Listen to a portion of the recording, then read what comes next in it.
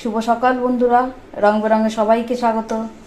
আজকে আমি একটা রেসিপি নিয়ে আপনাদের কাছে এসেছি, দুধ পটল। এই দেখুন, এখানে পটলগুলো আমি সব কেটে রেখেছি। পটলগুলো সব চোকলা ছাড়িয়ে রেখেছি, একটু রেখে রেখে করেছি, পুরোটা ছাড়াইনি। তারপরে পটলের মাথাগুলো একটু এরকম কেটে চিড়ে চিড়ে নিয়েছি। এই চিড়ে নেওয়ার কারণ হচ্ছে ভেতরে তেল মশলাগুলো ঢুকবে। তো এটার জন্য কি নিয়েছি উপকরণ হিসাবে, তেজপাতা, শুকনো লঙ্কা, কাঁচা লঙ্কা। আর এখানে আমি যে কোনো রান্নাতেই একটু বেটে দেওয়া রান্নাটা আমি একটু পছন্দ করি বেশি, গুঁড়োর থেকে। বাটা রান্নায় সবসময় স্বাদ হয়। আগেকার দিনে মা দিদিমাকেও দেখেছি যে বাটা রান্না করতে। তা আমি চেষ্টা করি রান্নার স্বাদিকিয়ানাটাকে বজায় রাখার জন্য, বা রান্নার স্বাদটাকে একটু পরিবর্তনের জন্য বা বাড়ানোর জন্য। একটু বাটা রান্না ভালো লাগে, রান্নার স্বাদটাকে আরও দ্বিগুণ করে দেয়। গুঁড়ো মশলা থেকে বাটা রান্নায় রান্না করলে রান্নার স্বাদটা একটু বেশি হয়। তো এখানে আমি গোটা জিরে নিয়েছি আর গোটা ধনে। এই গোটা জিরে আর গোটা ধনেটা আমি একটু টেলে নেব। যেহেতু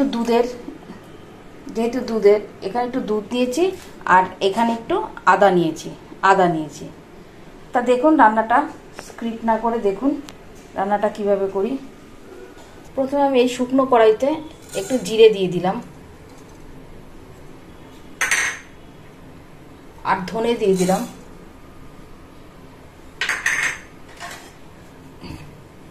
এবার এটাকে ভালো মতন একটু নাড়াচাড়া করে, গুঁড়ো মশলার থেকে সবসময় বাটা মশলায় রান্না ভালো হয়। একটু টেলে নিলে কি হয়, মশলাটা নিয়ে করতে সুবিধা হয়, প্লাস রান্নার স্বাদটাও দ্বিগুণ হয়।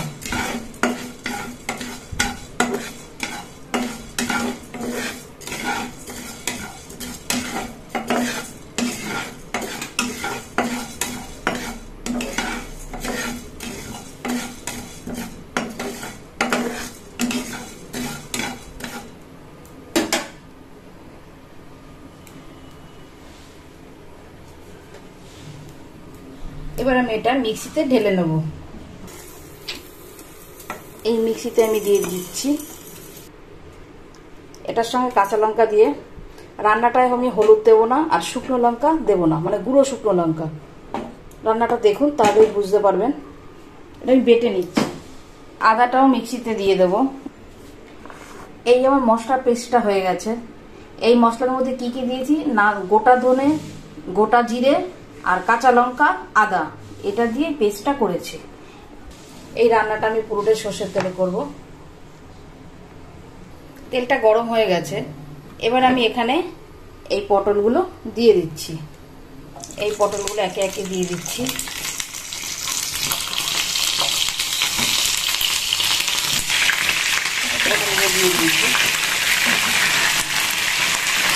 এখানে আমি অল্প করে নুন দিয়ে দিলাম, পরে লাগলে আবার দেবো। দিয়ে ভালো মতন আমি পটলগুলোকে ভেজে নেব।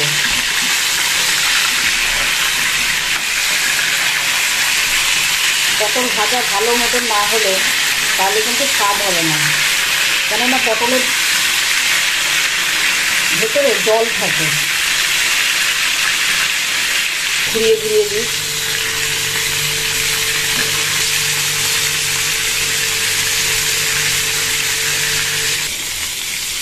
ব্রাউন ব্রাউন করে পটল ভাজবো, নাহলে ওপরটা পুড়ে যাবে, ভেতরটা কাঁচা থাকবে।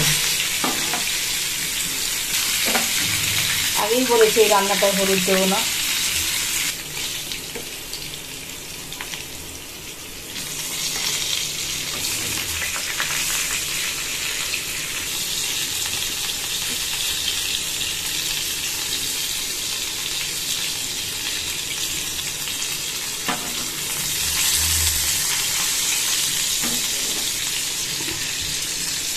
পটলগুলো আর একটু ভাজা হবে। পটলগুলো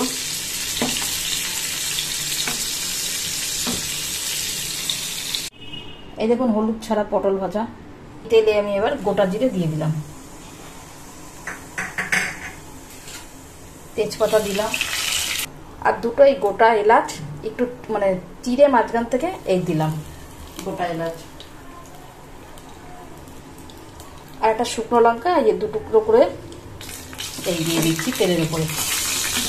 আমি রান্নাটাতে কিন্তু এখানে শুকনো লঙ্কা দিইনি, শুধু ফোড়নে একটা দিলাম, একটু সেন্ট হবে। এবার আমি এখানে এই যে জিরে, গোটা জিরে, গোটা ধনে, আদা, কাঁচা লঙ্কা পেস্টটা এটা দিয়ে দিচ্ছি।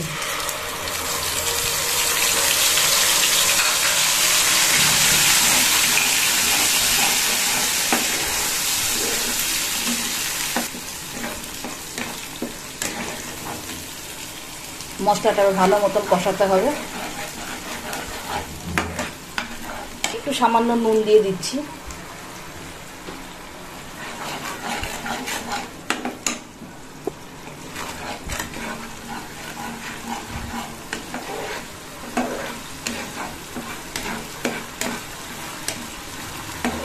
নিরামিষ রান্না তো চিনি তো অবশ্যই দিতে হবে।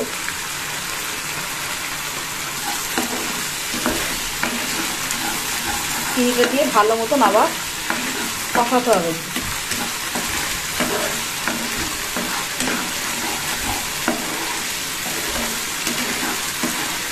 ভালো মতন মশলার থেকে একটু তেল ছেড়েছে, বোঝাই যাচ্ছে।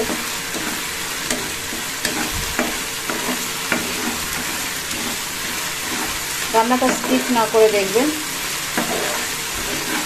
পটল একভাবে খেতে খেতে তো ভালো লাগে না, তখন একটু স্বাদ পরিবর্তনের জন্য এইভাবে খেয়ে দেখবেন। মশলাটা মোটামুটি কষানো হয়ে গেছে।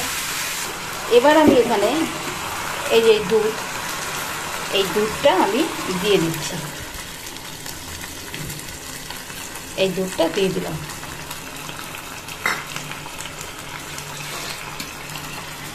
দিয়ে এবার ভালো মতো নাড়া দিয়ে ফুটবে। 3টে কাঁচা লঙ্কা দিয়ে দিচ্ছি।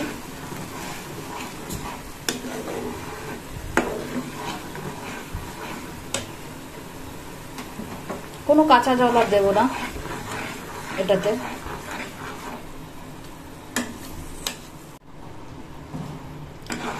ভালো মতন ঝোলটা ফুটে গেছে। এবার আমি এটার মধ্যে এই ভাজা পটলগুলো দিয়ে দিচ্ছি। ভাজা পটলগুলো দিয়ে দিলাম।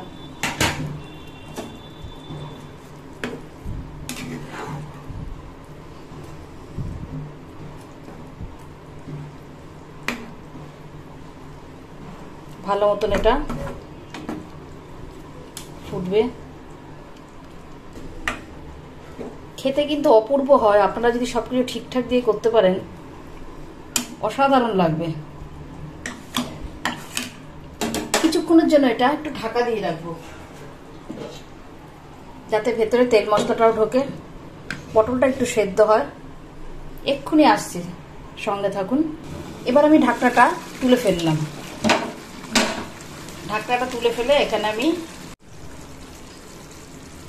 তুলে ফেলে এবার আমি এখানে গরম মশলা দিয়ে দিচ্ছি আর ঘি দিয়ে দিচ্ছি। এই ঘি, নিরামিষ রান্না। এবার আমি এটাকে আবার নাড়িয়ে দিচ্ছি।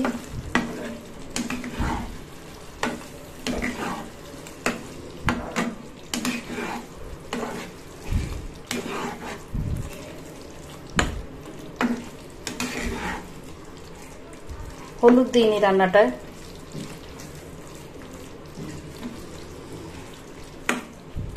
কিছুক্ষণের জন্য ঢাকা দিয়ে রাখছি।